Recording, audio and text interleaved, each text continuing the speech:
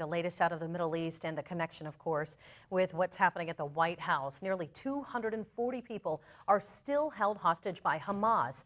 Their release is still under negotiations, but U.S. officials believe a deal could be reached very soon. Our Washington, D.C. correspondent Rachel Knapp joins us now live from the U.S. Capitol on this. Rachel, what are the very latest developments tonight?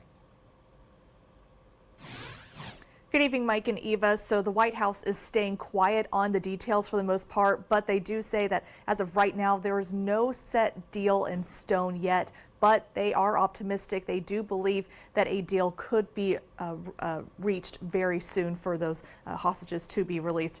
Now, calls for releasing those hostages have been heard not only across the world, but also right here in our nation's capital. Last week, during a March for Israel rally on the National Mall, we saw many people holding up signs with some of the hostages' faces and names on it, calling for their release. And then here on Capitol Hill, families of the hostages visited with congressional members as well.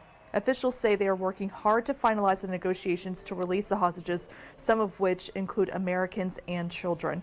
When the National Security Council spokesperson was asked if Israel is on board with the idea of pausing the fighting for a few days to release the hostages, he responded in part, "That gets into our negotiation for the hostages."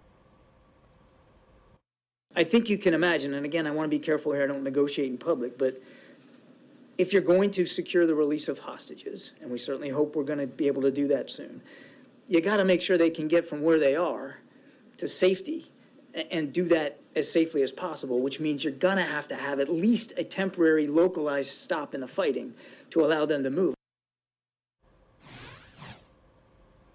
Outside some of the congressional member offices here on Capitol Hill, they have also displayed some of those flyers with the names and faces of some of those hostages that are being held by Hamas. Members have told me that they too are hoping that those hostages will be safely released as well.